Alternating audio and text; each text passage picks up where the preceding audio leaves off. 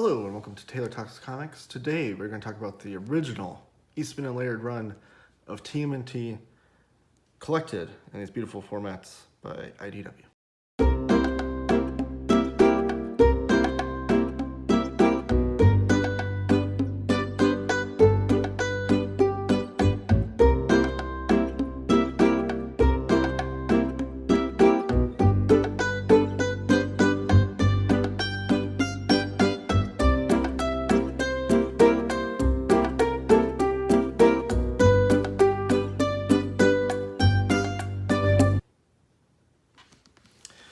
Alright, so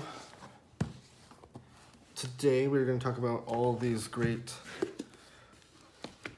Turtles comics done by Eastman and Laird back in the 80s. And I think they creep into the 90s too in this collection. But let me see if I can get that in a frame there. Okay. So these are all hardcover formats by Eastman or by IDW. And just to show you off a single issue comic book to show like the trim size here. It's much larger and wider. So they are oversized. But this is the first volume, and this collects, I'll show you the spine. For some reason, I don't understand. IDW did the first volume with a red font. All the other ones have white, as you can see in the image when I started off the video. I don't know why. It's very strange, and I don't like it. But you can see this back image with more great artwork by Eastman and Laird. But you can see what it collects. So this is the first volume, and it collects issues 1 through 7 of the Mirage Studios TMNT. It also includes the Raphael Micro Series one-shot, and then annotations by Kevin Eastman and Laird, and more. So if you're wanting to read original Turtles comics, it's great in papers. These are the collections to get. I cannot stress this enough. Do not get the color classics or any color collections of these, because I'll show you, but like, because Eastman and Laird used duo shade, well, it's right here, you can see it. Like that, see that, like the line art, the line filler spots there where it looks like, I don't know, almost like a screen tone, if you will. That's all duo shade on duo shade board. That's what they did these comics in. There's a great cover to issue number 1, the iconic issue number 1 of TMNT. But since they used that, when they went to go color it, they had to take out a lot of the artwork in the background and stuff, and it just eliminates so much of the artwork, and it's really a tragedy. So yes, these are all done in black and white. These are like the height of the black and white comics boom of the 80s. These came out, I believe issue number 1 came out in 1986, correct? 84, I'm sorry. The first printing was 1984. But they are black and white comics. I know some people are not into black and white comics, which I don't understand. But there's so much detail and beauty to the artwork here that I really don't think it needs color. And it does create, like, so if you're familiar with the Turtles only from like the cartoons, you can see obviously with it being black and white, you don't get the distinguishing colors of their bandanas and stuff. They were just red. I believe the cover image. Yeah, they're just like red, you can see. But you do see the different weapons. So if you're ever confused by which character is which, just look at the weapons they have. And those weapons do correspond the same as they do in the cartoon. But these are just amazing comic books, and it's very interesting to me that each decade has almost had one black and white comic, independent comic that really took off and transcended. Here's like the annotations that we talked about from the content. Transcended like mainstream to the like where non-comic books readers were hunting down these comics, or even just enjoying the TV shows or what have you. In the 80s, it was TMNT. In the 90s, it was Bone by Jeff Smith. In the 2000s, it was with The Walking Dead. And just interesting that they're all black and white comics that were able to transcend the mainstream like that. This is the great volume 1. You get to see the Mousers introduced in this collection. You get to see April Neil, obviously, introduced. Casey Jones makes his debut. Casey Jones, one of my favorite comic book characters of all time. He's just a badass that wears a hockey mask and carries a golf bag full of various sporting weapons. You have baseball bats, hockey sticks, golf clubs. I mean, how could you not love that character? Just so cool. You see the foot soldiers in here too, or the foot. You get to see Krang and all the robots there, and Shredder. Shredder's in the first issue, and you even see the name escapes me. What's the name of the character here? That's the character that Eastman and Laird did before Turtles. What's his name? Oh, it's gonna drive me nuts. Fugitoid. There it is. Fugitoid. You see cameo appearance by him. You finish in space when you get to see the Triceratops clan here. I figured their name too. Really drawing a blank here. But this, I mean, they're just great comics. Everyone should read them. I know the current IDW series is getting a lot of hype, and I haven't read it myself. You get to see some sketch images here, which is cool. Some more annotations. So it's cool you get to see kind of a history and biographical nature of these comics within these pages. This is volume 2. And here, great back cover. It includes issues 8 through 11, and then you get the Michelangelo, Donatello, and Leonardo micro series one-shots. As you remember, we had Raphael's in the first volume, and then more annotations. So they don't include a ton of issues themselves. It seems like about 6 to 10 issues per volume. And I'll show you here.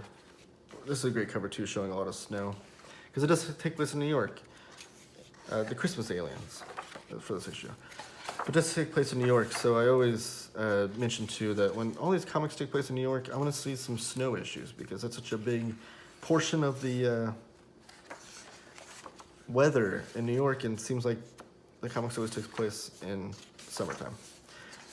But anyways, so you can see this is all snow in this Christmas issue, which is great. I always love a good Christmas issue. Maybe I'll do a whole video on my favorite Christmas issues come December. Let me know in the comments if you it sounds like something you would like.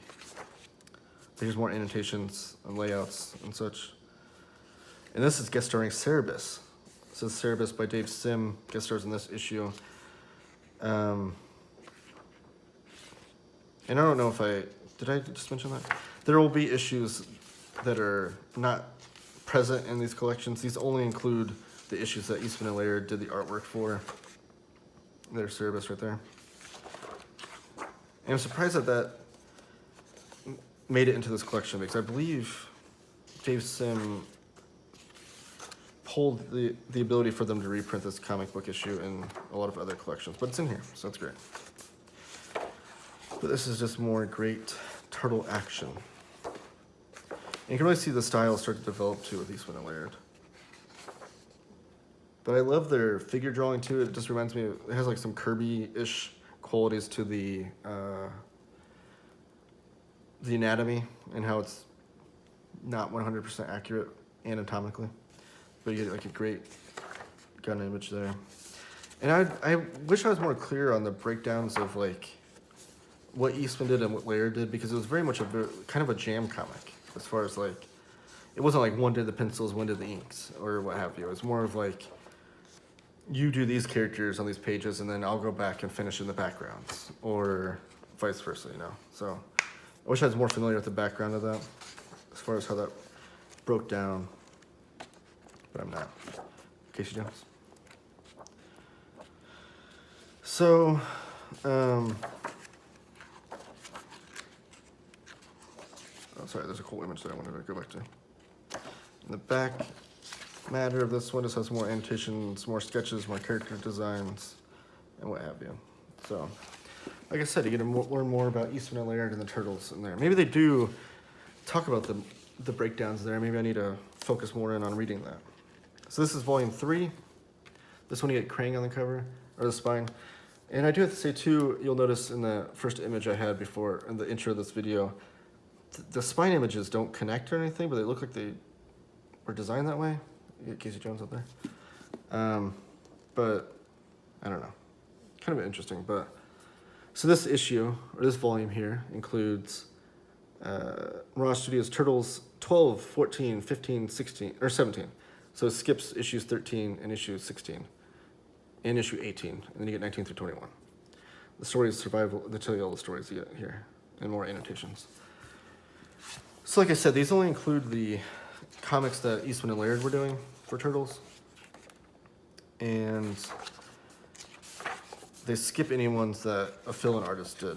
So this is the first volume you get to see where they start skipping around.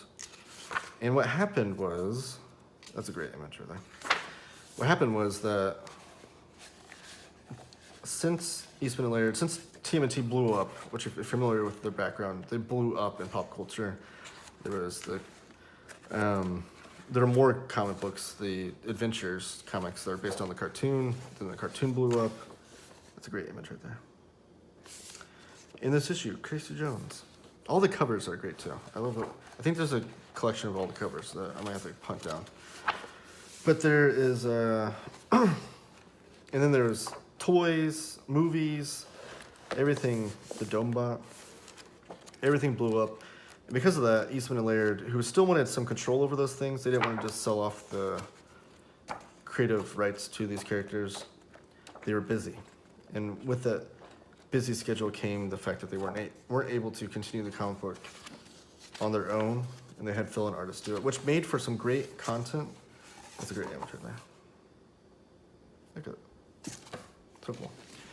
Made for some great issues because you have like Michael Zulli doing some issues. You have Rick Veitch doing some issues, which are great. I love Rick Veitch. This is volume 4 while I'm talking here. And just some other great cartoonists doing issues. So it was awesome, but also the fact that they're not included in here kind of stinks. But this is volume 4, and you can see it skips all the way to 48. So volume 3 ended with 21, I believe. Issue 21. And then we don't get another Eastman and Laird issue until 48. So from issues 22 through 47 is when the real big part of all of the fill-in artists did. So this collection here is Eastman and Laird coming back to Turtles after a long layoff. And I do think it's one of my goals. Casey Jones, so cool. One of my goals to collect the missing issues out of these volumes and custom bind them into a collection that kind of matches the tone and stuff of these with like a similar spine. Maybe call it like TMNT The Lost Tales or something like that. Obviously it'll be shorter because it'll be single issue comic books. But I think that's one of my goals here, so I am collecting those. So if you have a lead on where I can get some of those issues, let me know. I have a few of them, but I need a lot more. I think there's something like close to 30 of them total. But yeah, so this is Eastman and Laird coming back to TMNT after a long layoff. And you can see like a lot of the duo shade goes away for parts of it, but it does come back. It's not like they go away from it altogether, but it is interesting how that lays down. Like exploding building. Didn't miss a step. They go into pop culture. They go into, this is great. Oh, these are different artists signing this. Eric Talbot did a bunch of Turtles comics. Trying to see if I recognize any other. AC Freely, any other signatures here. But they didn't miss a step. This is City at War, part 2 of 13. So this is a 13-issue run of a story, City at War, which is like the magna opus, if you will, of the Eastman and Laird Turtles run. And I believe they had a run in the IDW series, which had a similar name. Or maybe even called City at War. And it's, the new IDW run is an all-new continuity, all-new story reboot, if you will. So maybe they just kind of go through and rehash some of the stories. This is volume 5. This is a skinnier volume. There's the cover image. And then the back, you can see it collects issues 56 through 62, and then the conclusion to the epic City at War storyline. So what did this leave off with? Issue 55. Okay, so we're not missing any more issues. This takes place right after volume 5 and concludes the City at War storyline. But again, just more Eastman and Laird goodness. They're just so creative too, like just the amount of like crazy characters that you see in these comics, they're just so much fun. I mean, this is the concept of having anthropomorphic ninja turtles that were created by radioactive waste alone is a great kickoff to the story. A great Casey Jones. But then you throw in all the villains they fight and all the other crazy monsters and the Foot Clan and Shredder. Like, just how can you go wrong? Like these are like superhero comics done in the vein of underground comics almost. That's a good way to put it. But great stories. And then the final volume that they came out with was volume 6. There was a volume 7 solicited, but I don't really know what that would include because this concludes the first run. This only has all 29 TMNT short stories created between 85 to 89, handpicked by Kevin Eastman. So volume 5 concludes the City at War storyline, and this is just kind of like ancillary extra stories, if you will. And then there's a volume 7 solicited, but I don't really know what that would include. Maybe like just the covers or what? Because they didn't go back and collect the stories from that were not included in those, like the ones missing. Like I said, issues 22 through 47 or whatever it was. And the issue, why those weren't included in these collections was a rights issue. So like, I know Rick Veitch talked about this on a shoot interview with Cartoonist Kayfabe. Basically what the deal was that Rick Veitch had not the rights to the issues, but he was due to make royalties on any reprints of those issues. And at one point, Eastman and Laird, through some failed business moves, I love the digitized effect there, it's kind of cool. Some failed business moves, they were kind of short on money, so I don't know the details of it, but they went to Veitch and all these other artists that were included in those issues and wanted them to kind of renege on that contract and buy them out of that deal, basically. And Rick Veitch was like, no, you guys stand to make a lot of money from those reprints and those issues, and I want to be included in them because my artwork and my stories, I put a lot of work into those. So those were why they weren't included. And it really kind of stinks. I wish IDW would get together with all those writers and artists and make a deal to make that happen. This doesn't look like Eastman and Laird. Is this Brian Talbot? Oh no, this is Michael Zulli. Okay, this is one of his stories. Splinter and the Eye of God. There's Casey Jones in film. But I also saw the Mirage mini comics. This is one of the projects they did too, and I want to get that set. If anybody has a lead on that set, let me know. I want it. But yeah, so that's the final volume, was volume 6. And like I said, I want to hunt down those issues, the missing issues, and make a matching volume set. But these are great comics. They're fun, they're crazy, they're badass, they're violent, well-written, awesome artwork, just like the obsessive underground outlaw kind of artwork. So if you're interested in these, I say go hunt them down, pick them up. Some of them are out of print. Be patient, make some eBay saved searches or what have you to find them. You can always hit me up too. I can maybe try to track down some volumes for you. Some of them are just sitting in comic book shops collecting dust. That's where I found my last volume from my friend Tanner. Was able to find it at one of his local shops and sent it to me. I paid for him and he sent it to me, so it's great too.